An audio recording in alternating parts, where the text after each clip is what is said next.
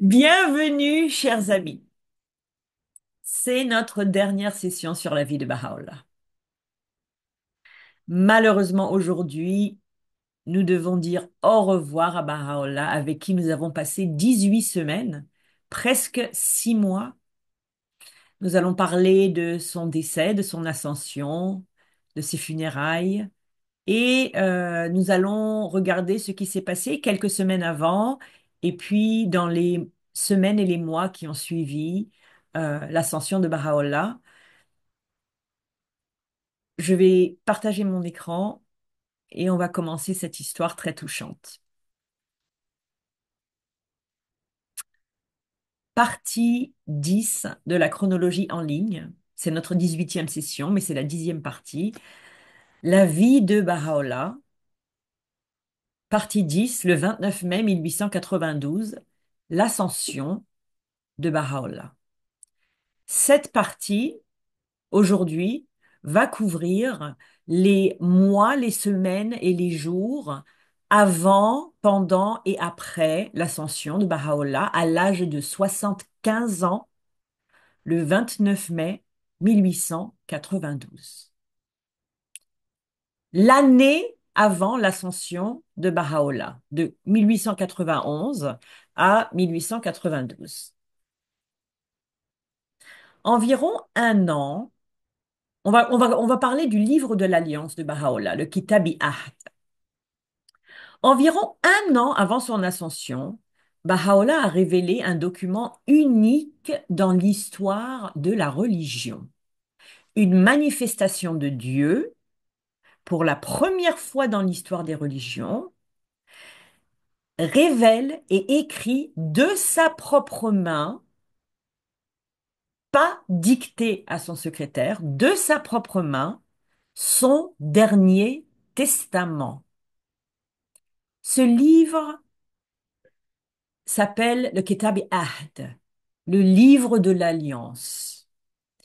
Et dans ce livre de l'Alliance, Baha'u'llah désigne clairement Abdul Baha comme son successeur.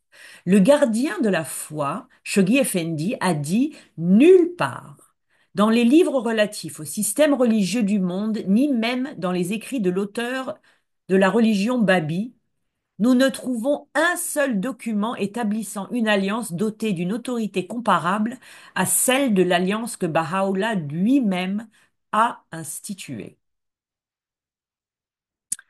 Nous avons ici des extraits en anglais et en arabe. Ce qui est très intéressant et ce que ce graphique montre, c'est que le testament de Baha'u'llah a été révélé en arabe et en persan. C'était quelque chose que Baha'u'llah faisait souvent. 60% de la révélation de Baha'u'llah était en arabe, 40% en persan, et il y a des écrits qui sont révélés dans les deux langues, y compris le livre de l'Alliance.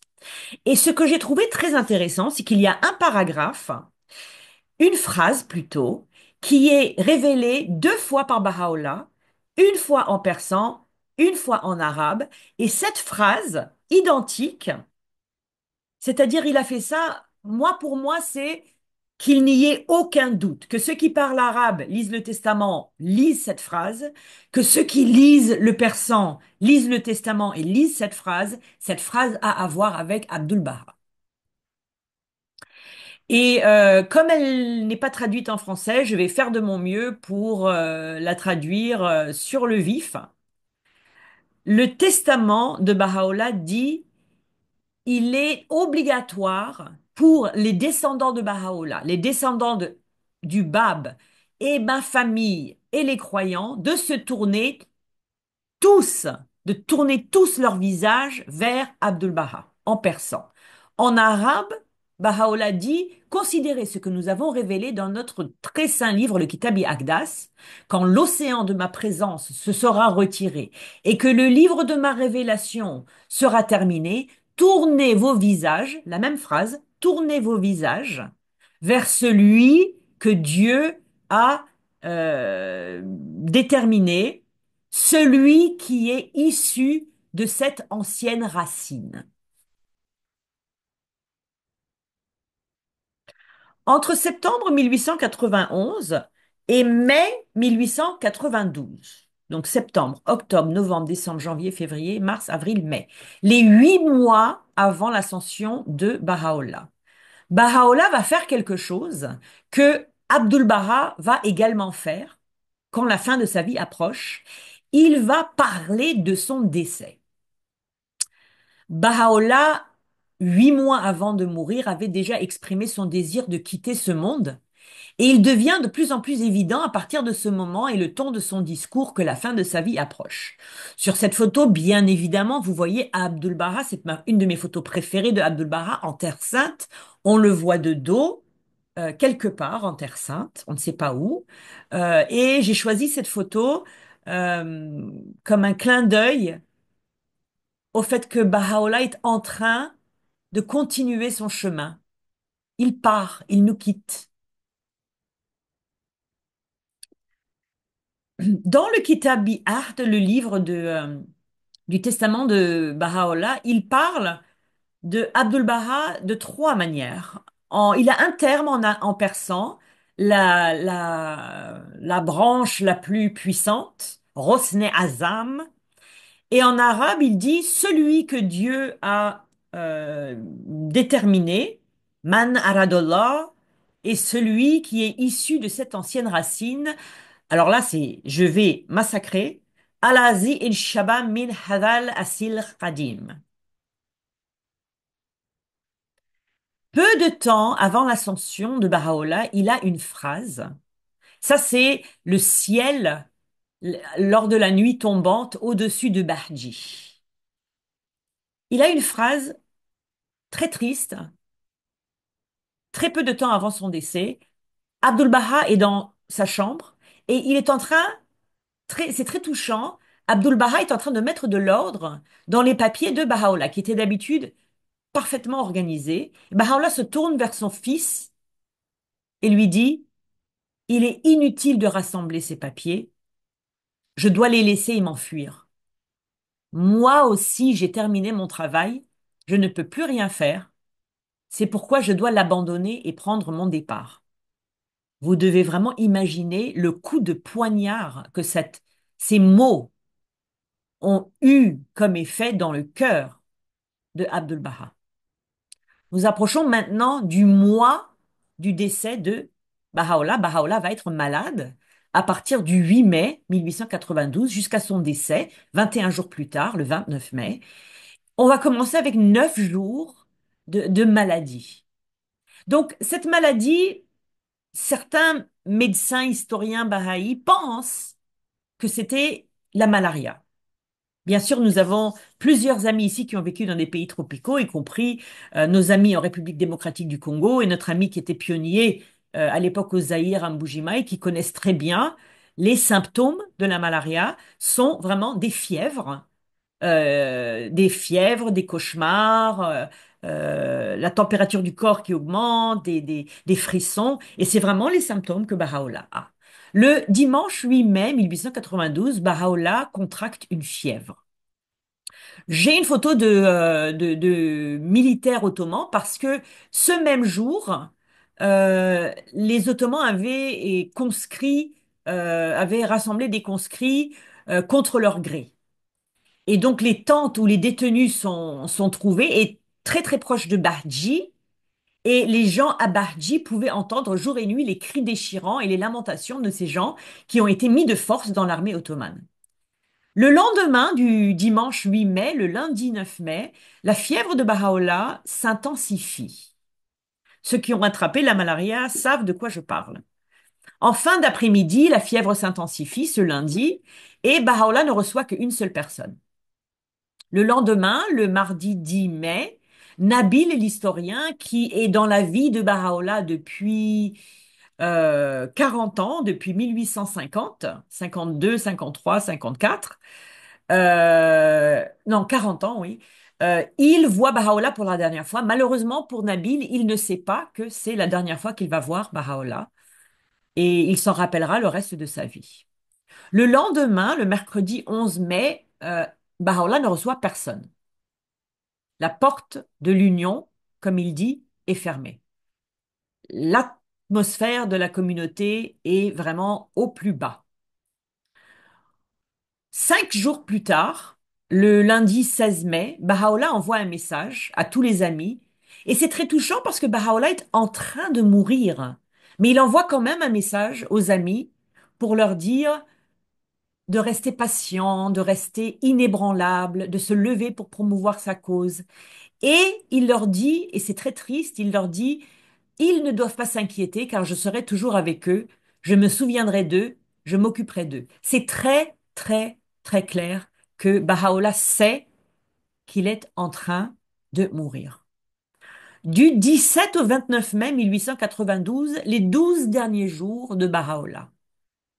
Et maintenant, le mardi 17 mai 1892, c'est le jour de la joie. La condition, la santé de Baha'u'llah s'améliore de façon extraordinaire. Les gens sont heureux, la communauté est joyeuse, Abdul-Baha est rassuré. euh, et ce même jour où Baha'u'llah se sent mieux, les gens qui étaient dans les tentes à côté de Bahji et qui étaient désespérés d'avoir été mis dans l'armée ottomane sont libérés. Et donc, c'est la joie dans la région. La joie pour les Bahaïs parce que Baha'u'llah se sent mieux et la joie pour les habitants de la région parce qu'ils ont été libérés de cette histoire d'être dans l'armée. Entre le 8 et le 29 mai 1892, à un moment donné, dans ce mois qui précède son ascension, Baha'u'llah demande à Abdul-Baha de rassembler ses affaires et surtout ses papiers.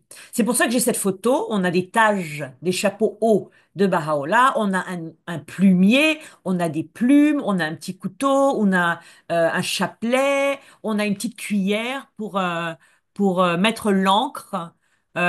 Pour l'encre de Chine ou avec laquelle ils écrivaient avec ses roseaux. Donc, il demande à Baha'u'llah de rassembler ses papiers, ses sceaux et ses objets, et ils sont mis dans 2 caisses. Et Baha'u'llah dit, ces 2 caisses t'appartiennent maintenant. Et Baha'u'llah et Abdul-Baha est sous le choc. Son cœur est totalement brisé parce qu'il sait exactement de quoi Baha'u'llah est en train de parler. C'est la fin qui approche. Le 17 mai, le mardi 17 mai 1892, Baha'u'llah envoie un message à Abdul Baha, qui habite à la maison d'Aboud, dans Akka, et il lui dit, viens à moi et amène Bahir Hanoum. Baha'u'llah appelle son fils et sa fille à ses côtés. Le dimanche 22 mai 1892, c'est la dernière fois que Baha'u'llah va voir les Bahaïs qui vivent à Akka, et il va les recevoir. Et il leur parle avec un amour. Il leur dit, je suis satisfait de vous. Excusez-moi.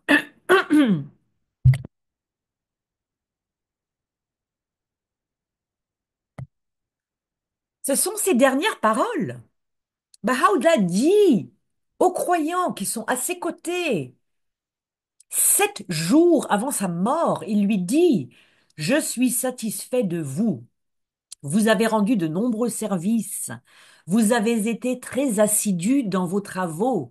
Vous êtes venus ici tous les matins et tous les soirs. Que Dieu vous aide à rester unis. Attention, attention. Que Dieu vous aide à rester unis, qu'il vous aide à exalter la cause du Seigneur de l'être. Parmi les gens qui vont entendre la manifestation suprême de Dieu, Baha'u'llah, leur dire ça, 7 jours avant sa mort, il y en a qui vont briser l'alliance. Le même jour, Baha'u'llah reçoit les femmes de la Sainte Famille. Pensez à ça. Une semaine avant sa mort, il rassemble les femmes de la Sainte Famille. Nous avons des photos aussi des filles de Baha'u'llah, mais j'ai préféré inclure que les photos des femmes de la famille qui sont restées fidèles à l'alliance. Bahir Hanoum, dans sa jeunesse, euh, la fille de Baha'u'llah à gauche et à droite, la belle-fille de Baha'u'llah, Munire Hanoum, la femme de Abdul Baha. Et il leur dit quelque chose de très important à ces femmes. Il leur dit la même chose qu'il avait dit aux croyants, mais c'est très important parce que les femmes et les gens qui viennent d'Afrique, qui m'écoutent, comprennent ce que je veux dire. Quand le chef de famille meurt, les femmes souffrent. Dans des pays, en Afrique, en Asie, partout, ailleurs qu'en Europe, quand le chef de famille meurt, les femmes sont très, très, très vulnérables. Et c'était le cas en Palestine à l'époque. Alors Baha'u'llah, quand il appelle les femmes pour leur parler, c'est un moment très important. Il leur dit, je suis satisfait de vous. Vous avez rendu de nombreux Attendez. Il leur dit les mêmes choses qu'il avait dit aux croyants, mais il ajoute, ne vous inquiétez pas, je vous ai confié à Abdul Baha. Vous êtes en sécurité. C'est la dernière fois que les femmes de la famille vont voir Baha'u'llah. Je pense que la plus sainte feuille, Bahia Hanoum, le verra encore, parce que elle va déménager de Akka, dans la maison d'Aboud, à Bahji pour s'occuper de son père pendant sa dernière maladie et son décès. Et pour Bahia Hanoum, ça sera la dernière fois qu'elle va mettre les pieds à Bahji, de jusqu'à quelques années avant sa mort. Pendant 40 ans, elle ne remettra plus les pieds d'Abaji parce que les briseurs de l'Alliance vont occuper Bahji après la mort de Baha'u'llah. Quelques jours avant le 29 mai 1892, Mirza Arajan, et nous avons un ami parmi nous qui continue de vraiment souffrir par rapport à cette histoire. C'est un ami à nous qui est un ami très dévoué et qui régulièrement n'arrive pas à comprendre comment cet homme, Mirza Akajan, que Baha'u'llah a rencontré lorsqu'il avait 16 ans, il était quasiment illettré, c'était un vendeur de savon,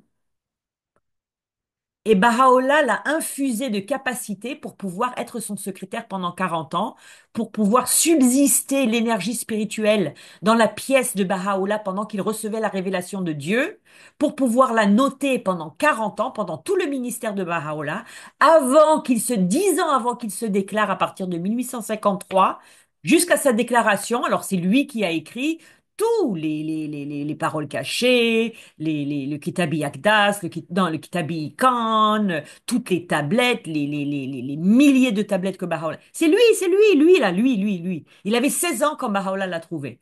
Et lui, il va, euh, il va, il va devenir un des briseurs de l'Alliance les plus éhontés, je n'ai pas de mots pour décrire ce qu'il va faire. Son arrogance, elle augmentait de plus en plus.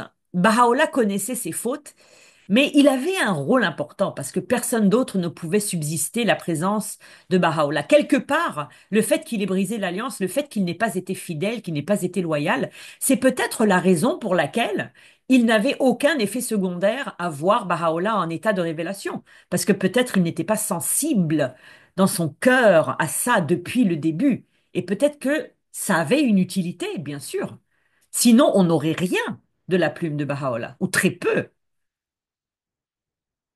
Peu avant l'ascension de Baha'u'llah, un Baha'i qui s'appelle Haji Mirza Abdullah, qui était le beau-père du martyr Varga, interroge Baha'u'llah sur les tablettes qu'il avait révélées dans une voie spéciale. Baha'u'llah avait plusieurs voix.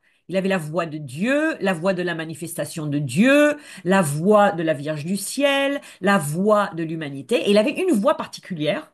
C'était la voix de mon secrétaire, la voix de Mirza Akhajan, la voix de la personne qui écrit ce que je suis en train de révéler. Donc, ce Baha'i, Haji Mirza Abdullah, il demande à Baha'u'llah, euh, qu'est-ce que c'est cette voix de Mirza Akadjan? Est-ce que ça veut dire qu'il a un rôle? Est-ce qu'il a une station? Qu'est-ce que ça veut dire? Alors Baha'u'llah lui dit, va voir Mirza Akadjan. Demande-lui ce que ça veut dire quand je révèle des tablettes de sa voix à lui. Et Mirza Akadjan, il n'a pas envie de dire à ce monsieur Je n'ai rien à voir là-dedans. C'est Baha'u'lláh qui révèle. Il tergiverse. Et c'est là qu'il commence à briser l'alliance. Et ça va continuer. Le 29 mai 1892, l'ascension de Baha'u'lláh. À 3 heures du matin, le dimanche 29 mai, voici une magnifique photo de la chambre de Baha'u'lláh où il est décédé. Remarquez ces très belles fresques sur le mur. Elles sont magnifiques. 8 heures après le coucher du soleil, au petit matin du samedi, du dimanche 29 mai, Baha'u'lláh s'éteint tout doucement, très dignement, à l'âge de 75 ans, au milieu de la nuit, tout comme Abdul Baha mourra au milieu de la nuit, et la fille de Baha'u'lláh mourra au milieu de la nuit. Baha'u'lláh meurt à 3 heures du matin, sans aucun signe de cette fièvre qui l'avait harcelé et fluctué pendant 21 jours.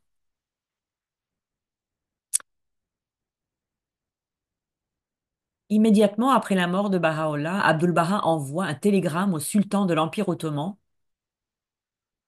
et une des phrases dans ce télégramme très important, c'est le soleil de Baha s'est couché. Ce télégramme est très important parce que Abdul Baha informe le sultan, demande pas la permission, il informe le sultan qu'il va enterrer la dépouille de Baha'u'lláh à Bahji.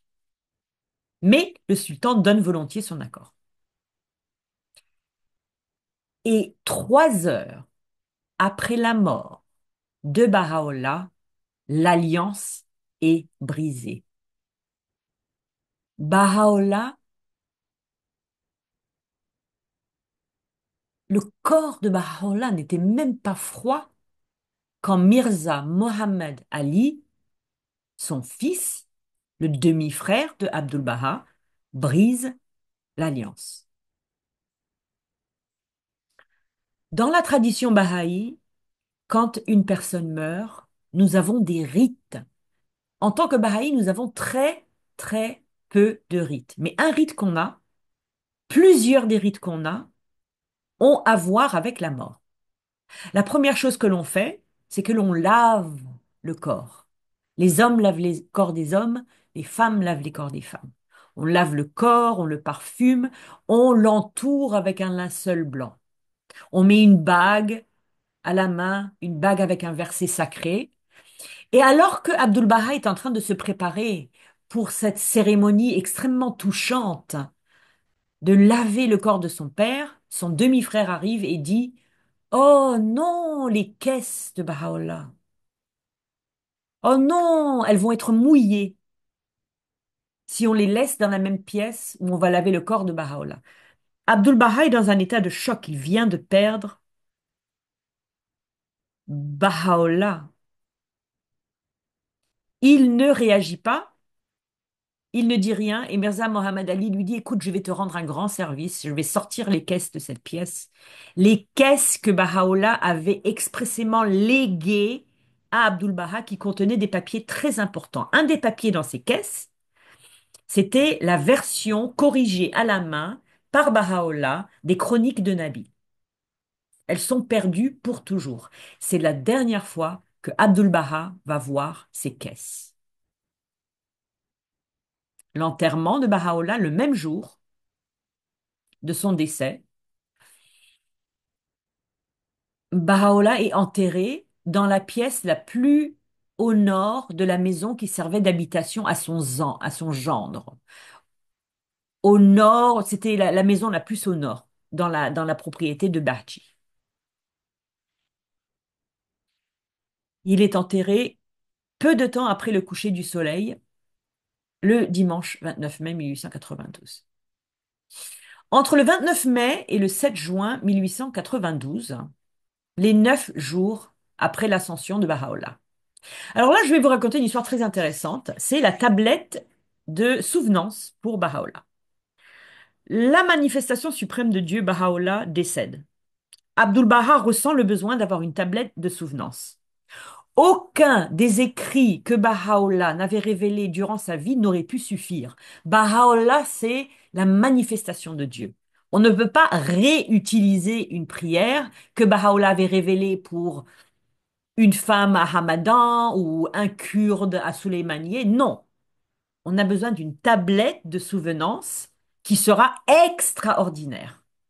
Et alors là, ce que Abdul Baha fait, c'est incroyable. Il demande à Nabil l'historien de compiler la tablette de souvenance de Baha'u'llah pour créer une tablette qui n'avait jamais existé auparavant et qui sera digne de Baha'u'llah. La tablette de souvenance que vous récitez, elle vient de 4 tablettes différentes. Les paragraphes 1 à 4 de la tablette de souvenance viennent d'une tablette très peu connue, révélée pour euh, Ara Baban. Le paragraphe 5 et 6 viennent d'une tablette révélée pour quelqu'un que nous ne connaissons pas.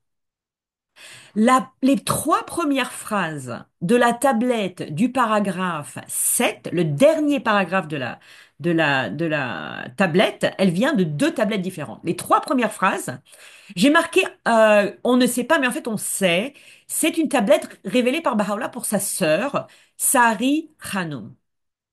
Et les dernières 3 phrases du dernier paragraphe, viennent aussi d'une tablette révélée pour une femme qui s'appelle Nargis Khatoun.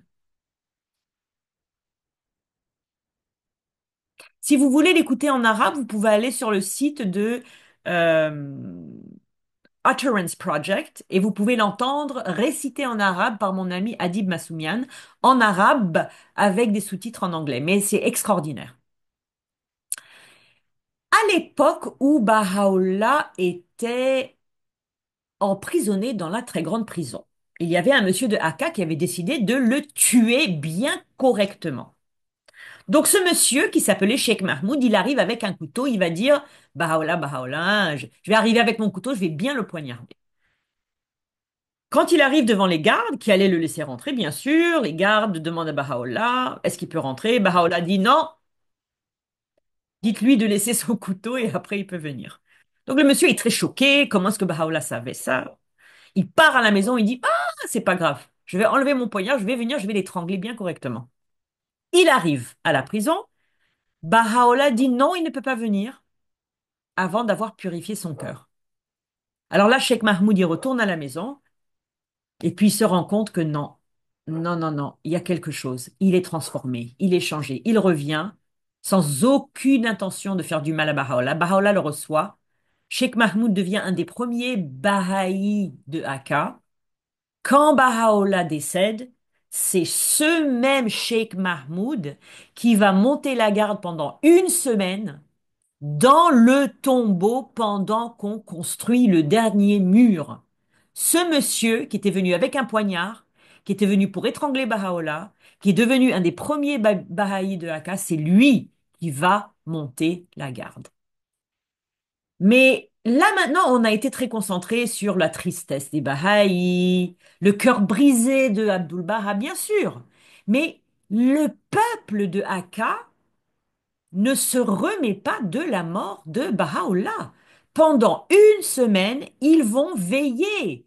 Vous, ici, qui nous suivez sur Zoom ou sur YouTube et qui vivez en Afrique, vous savez de quoi je parle. Il va y avoir une veillée qui dure une semaine. Nous, dans nos pays, quand quelqu'un meurt, on a des veillées pareilles que la veillée de Baha'u'llah. Les gens viennent, ils ne dorment pas, ils parlent, ils restent. C'est la compagnie qui accompagne la famille qui vient de perdre. Ils viennent avec leur chagrin pour dire, nous aussi on a du chagrin, nous aussi on sait qui vous avez perdu, nous aussi on a perdu quelqu'un. La famille de Baha'u'llah va les nourrir 3 fois par jour. C'est Abdul Baha qui va s'en occuper. Imaginez, il y a peut-être même des centaines de personnes. Qui sait? Qui sait? Les habitants de la région sont en deuil. Il y avait 500 personnes à Bardji, 500 personnes dans la veillée. La mort de Baha'u'llah a eu un effet sur les mondes spirituels. La mort de la manifestation de Dieu. Les mondes spirituels ont été secoués à la mort de Baha'u'llah.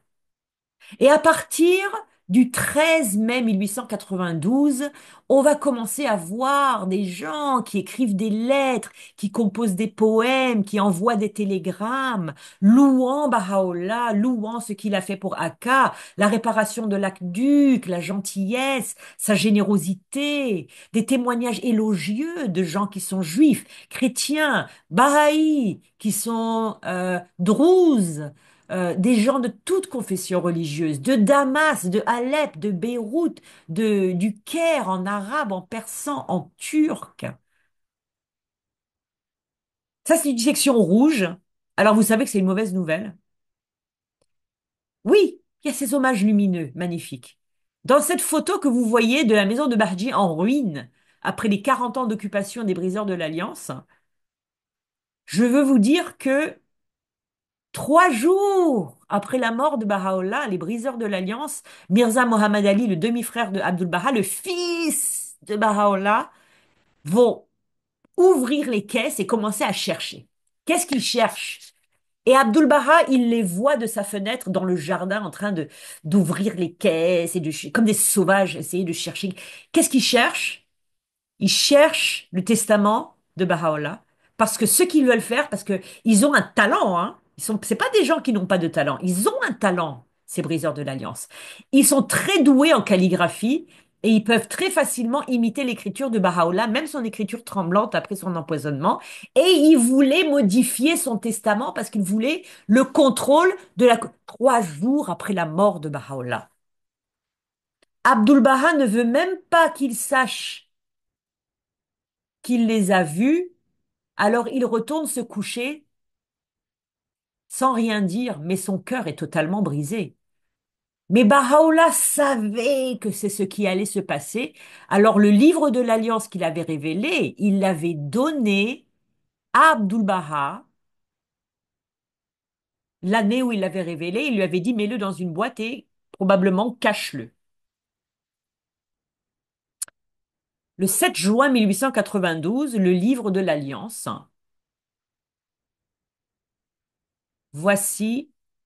Nous n'avons absolument aucune photo de Abdul Baha de l'époque où il est devenu le centre de l'Alliance. La première photo que nous avons de Abdul Baha date des années 1860 à Edirne en Turquie où il avait 24 ans. La prochaine photo qu'on a de Abdul Baha, c'est 1911 à Paris. Donc on a une photo de lui à l'âge de 24 ans, une photo de l'âge de lui à 65 ans, mais entre 24 ans et 65 ans, on n'a pas de photo de lui. Ce que je trouve très intéressant. Quelque temps après l'ascension de Baha'u'llah, Abdul Baha envoie chercher la boîte à Akka qui contenait le testament de Baha'u'llah. À la fin de la période de deuil, donc le 7 juin 1892, le livre de l'Alliance de Baha'u'llah est lu à voix haute devant 9 témoins choisis parmi les membres de la famille de Baha'u'llah et de la communauté, y compris Mirza Mohammad Ali, l'archibriseur de l'Alliance du Bab. L'après-midi de ce même jour du 7 juin, Mirza Majid-Din, un homme absolument honteux, honteux, horrible, un des pires briseurs de l'Alliance de l'histoire de la foi bahaï, le fils du frère fidèle de Baha'u'llah Mirza Moussa, son propre fils. Lui, il va lire le testament de Baha'u'llah à l'intérieur du tombeau de Baha'u'llah à Bardji. Et il va être une des premières personnes à le briser.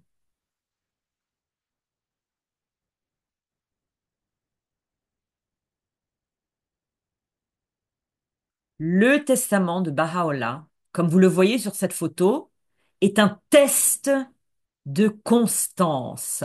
À gauche, les Bahaïs fidèles, ils entendent le testament de Baha'u'llah immédiatement. Ils s'inclinent, ils se prosternent devant Abdul Baha qui est maintenant le centre de l'Alliance.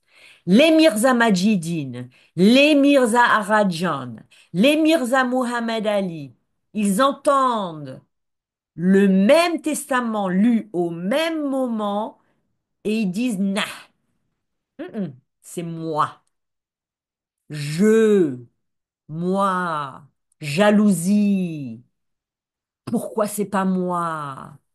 C'est un test de pureté, c'est un test de constance, c'est un test qui montre si le cœur est pur ou si le cœur est impur. L'alliance de Baha'u'llah. Ici, nous avons l'alliance. Nous avons l'alliance du Bab. Nous avons Baha'u'llah. Nous avons Abdul Baha. Nous avons Shawri Effendi. Nous avons la Maison universelle de justice. Tout ça, c'est contenu dans le Kitab-i-Ahd de Baha'u'llah. Encore une section rouge. Est-ce que vous voyez l'horreur de cette histoire de ce soir? Baha'u'llah meurt et on est obligé de parler des briseurs de l'Alliance immédiatement et à répétition. C'est incroyable, incroyable. Le test immédiat. Peu de temps après que le Kitabihat est lu publiquement, euh, les gens sont en deuil et il y a un monsieur qui venait de la famille du Bab et Baha'u'llah lui avait révélé une tablette et lui, il voulait un souvenir. Tout le temps, quand Baha'u'llah révélait les tablettes, il y mettait son sceau. Vous voyez un, deux, trois, quatre sceaux différents de Baha'u'llah sur un genre de porte-clés, un genre de porte-sceau, comme vous voulez. Euh, et il a dit, oui, donc Baha'u'llah, excusez-moi, mais c'est très très mignon, c'est une belle histoire. Il dit, Baha'u'llah m'a révélé une tablette avant de mourir, mais il n'y a pas le sceau de Baha'u'llah. Est-ce que je peux avoir le sceau de Baha'u'llah? Et donc, Abdul Baha, mais imaginez ça, c'est peu de temps après que Baha'u'llah est mort. Abdul Baha, qui est en deuil, qui a le cœur brisé, il est quand même là pour ce monsieur. Il dit, d'accord, d'accord, je vais m'occuper de ça, ne t'inquiète pas. Donc, il va voir ses frères, demi-frères, hein. Je refuse de les appeler ses frères, c'est demi-frères. Est-ce que vous pouvez juste me donner les sceaux? Parce qu'on a un monsieur ici qui veut un sceau sur une de ses tablettes. Il nie catégoriquement avoir volé les caisses, il nie être en possession des sceaux, alors qu'Abdul Baha venait de les voir il y a quelques jours ouvrir les caisses. Maintenant, Baha'u'llah est décédé depuis un mois, juin-juillet 1892. Je vais vous parler de ce qui s'est passé après l'ascension de Baha'u'llah. Donc, on va commencer avec ce qui s'est passé un mois après l'ascension de Baha'u'llah. Puis ensuite, on va regarder ce qui s'est passé jusqu'à 3 à 4 ans après l'ascension de Baha'u'llah. Finalement, le 29 juin 1892, Mirza Arajan, qui, en ne répondant pas au, au beau-frère du martyr Varga, en lui disant non, non, mais moi, je n'avais rien à voir avec quand Baha'u'llah révèle dans ma voix à moi, c'est pas moi qui parle, c'est Baha'u'llah. Il ne voulait pas le nier, il voulait que les gens pensent que c'était lui qui avait révélé. Mais finalement, il confesse, un mois après. Il dit pas un seul mot n'est venu de ce serviteur, chaque mot a été révélé par le royaume de Dieu. C'est très important. Mais ça ne veut pas dire qu'il est sauvé, ce mec. Hein, il va continuer à faire souffrir Abdul Baha jusqu'à sa mort en 1900. Pendant 8 ans, il va faire souffrir Abdul Baha. Il y a deux histoires de suicide. La première, c'est celle-ci, le suicide de Nabil, au moment du décès de Baha'u'llah. Et la deuxième histoire de suicide, c'est au moment du décès de Abdul Baha, le suicide de Haji Mirza Habibullah Afnan. Deux croyants, bien sûr, leur suicide a été pardonné par Dieu parce que Leur cœur était tellement pur, c'était des gens qui étaient tellement pleins d'amour. Euh, c'est très mystérieux parce que, comme vous savez, le suicide est absolument interdit dans la révélation Babi, mais Nabil ne peut pas se remettre. Il écrit sa note de suicide et sa note de suicide, c'est un seul mot en arabe, gharik, qui veut dire noyé. Et en arabe, chaque lettre a une valeur numérique et, euh, et la valeur numérique de gharik, c'est 1892 en chiffres, enfin, la conversion pour l'année musulmane, je me rappelle plus exactement quelle date c'est, mais c'est la valeur numérique de l'année où Baha'u'llah est décédé, la valeur numérique de l'année où Nabil est décédé, et c'est aussi la manière dont il est décédé, parce que comme vous voyez sur cette photo, c'est la rive de Akka sur la mer Méditerranée, il s'est noyé dans la mer Méditerranée. En 1893, au Congrès international des religions, le Parlement des religions internationales à Chicago, le nom de Baha'u'llah est prononcé pour la première fois par euh, le révérend Jessup, qui habitait au Liban. Et il appelle Baha'u'llah un célèbre sage persan, un saint Babi. Et il parle de l'interview que Baha'u'llah avait donnée à Edward Granville Brown un an avant son ascension en disant que les paroles qu'il avait dites étaient des sentiments vraiment extrêmement nobles et très précieux. La même année, en Russie, quelque chose d'extraordinaire se passe. Les Russes publient le testament de Baha'u'llah en arabe et traduit en russe dans un journal orientaliste, ainsi que le poème que Andalib, le célèbre poète bahaï persan, avait révélé, parce que Andalib était à Bahji quand Baha'u'llah est mort, donc il a écrit un poème, un genre de poème que les personnes appellent martillé. C'est genre un poème élogieux, comme un poème d'éloge funèbre en quelque sorte. Et ça, c'est le baron Van Rosen qui l'a publié. Mais la personne qui a tout envoyé, c'était un monsieur qui s'appelait Alexandre Grigorievitch Toumansky, qui était un major général de l'armée impériale russe, issu d'une ancienne famille aristocratique, et qui parlait couramment 11 langues et qui avait été invité par les Bahaïs de Ishkabad au Turkménistan à assister à la réunion commémorative pour le décès de Baha'u'llah. Et Toumansky avait été tellement ému, bouleversé, touché par le Kitabi Art, par le poème de Handalib qu'il a écrit à ce monsieur Baron Rosen. Il a dit absolument, on doit publier ça dans le prochain numéro. C'est incroyable, c'est extraordinaire. Donc la première publication du testament de Baha'u'llah n'a pas été faite par la maison de justice, n'a pas été faite par Shoghi Effendi, n'a pas été faite en anglais, elle a été faite en russe par des Russes qui n'étaient pas Baha'i.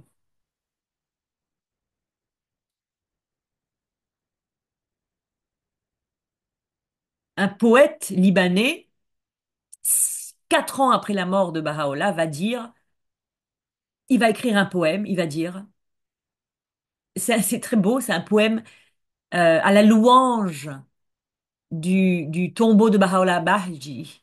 Et il va l'offrir à Abdul Baha, il dit, entre les monts jumeaux du Liban et du Carmel se trouve Bahji.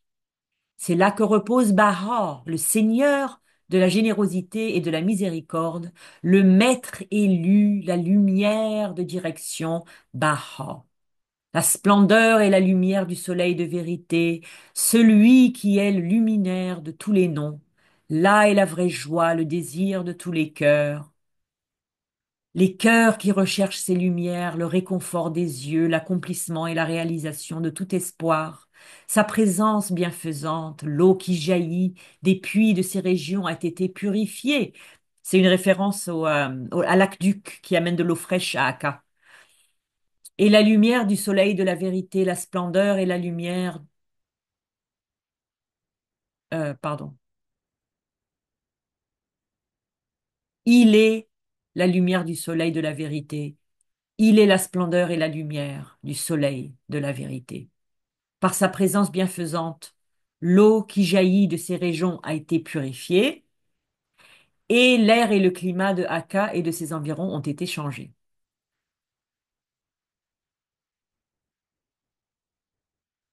1852, le moment où Baha'u'llah reçoit la révélation dans le Siachal. 1892, 40 ans exactement plus tard, le ministère de Baha'u'llah.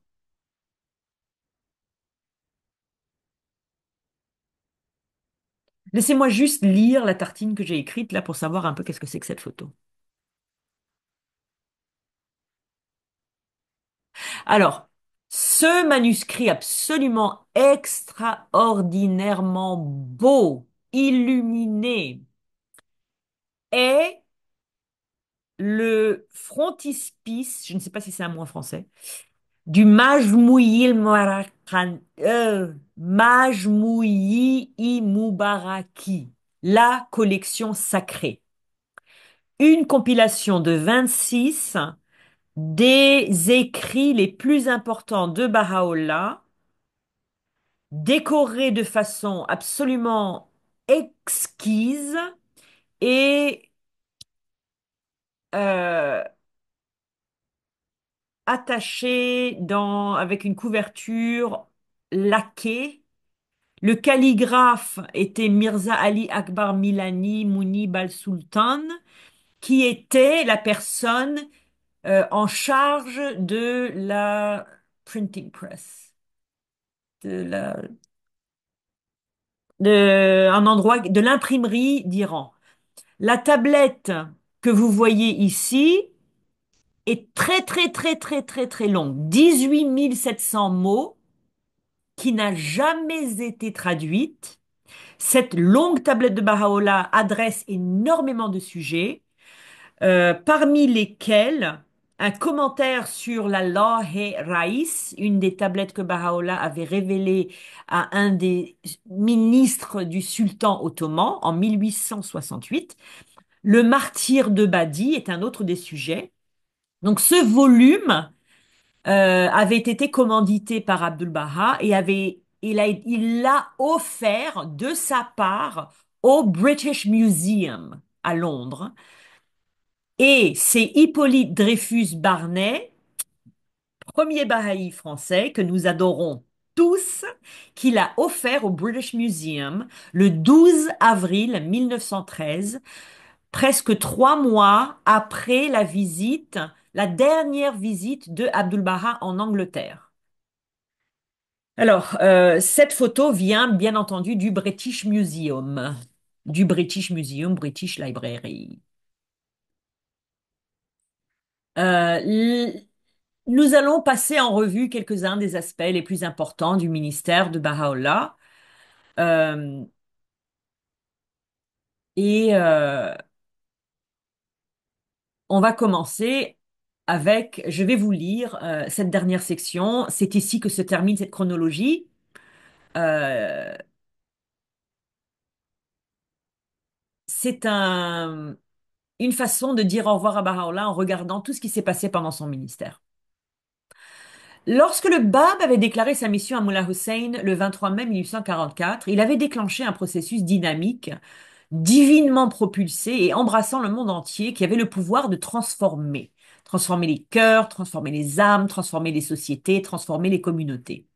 Ce processus de transformation interne et externe s'est accéléré avec la révélation de Baha'u'llah dans le Siachal en octobre 1852 et elle a atteint son apogée avec sa déclaration dans le jardin de Rizwan à Bagdad le 22 avril 1863. Puis, comme le soleil, elle n'a pas arrêté de monter jusqu'à son zénith. Par exemple, le début de la proclamation publique de Baha'u'llah aux rois et aux dirigeants du monde à Édirne en 1868. Puis elle continue encore à monter, à monter, à monter avec la révélation du Kitabi Aqdas en 1873. L'institution de l'Alliance était l'instrument divinement ordonné, organiquement lié à Baha'u'llah, et elle canalisait les forces spirituelles monumentales libérées par ce processus dynamique mondial qui avait été inauguré dans le monde avec la dispensation Baha'i. Au moment de l'ascension de Baha'u'llah, presque 50 ans s'étaient écoulés depuis la naissance de la révélation Babi en 1844. Et bien sûr, la révélation de Baha'u'llah est sans équivalent dans les annales de l'histoire religieuse, tant par l'ampleur de ses écrits que par la diversité des sujets qu'il aborde. Baha'u'llah témoigne du volume de sa révélation en disant: les versets qui ont plu de ce nuage de miséricorde divine ont été si abondants que personne n'a encore été capable d'en estimer le nombre. Baha'u'llah révélait des prières, des tablettes, des poèmes, des dissertations doctrinales, des tablettes de souvenance, des traités scientifiques, des homélies, des oraisons, des exhortations, des commentaires sur le Coran et sur les traditions chiites, des épîtres aux rois et aux chefs religieux, des livres, des lois, des ordonnances. C'est incroyable. Avec l'ascension de Baha'u'llah, la deuxième époque de l'âge héroïque de la foi s'achève. L'âge héroïque a trois époques. Et ces trois époques sont les trois figures centrales de la foi. La première époque de l'âge héroïque, c'est la dispensation du Bab. La deuxième époque de l'âge héroïque, c'est la dispensation de Baha'u'llah. Avec l'ascension de Baha'u'llah, nous entrons dans la troisième époque de l'âge héroïque, la dispensation de Abdul Baha. La révélation Baha'i avait accompli toutes les prophéties concernant son avènement. Les lois fondamentales de la dispensation bahaï, celles qui allaient former l'architecture de notre nouvel ordre mondial et de la paix universelle que Baha'u'llah nous a promis, avaient été clairement énoncées par Baha'u'llah. Baha'u'llah avait institué les institutions embryonnaires que nous avons aujourd'hui. Il avait institué les mains de la cause. Il avait institué, qui sont maintenant le Centre international d'enseignement, bien sûr, mais il avait aussi institué le hukula que nous payons aujourd'hui, les contributions au fonds. Il avait institué les premières communautés bahaïs du monde. L'alliance de Baha'u'llah avait été sauvegardée par la postérité, par son testament. Et Baha'u'llah avait promis la paix mondiale et l'unification de la race humaine. Et avec son ascension, nous entrons dans la troisième époque de l'âge héroïque de la foi, le ministère de Abdul Baha, qui va fermement guider l'arche de la foi à travers les prochaines décennies.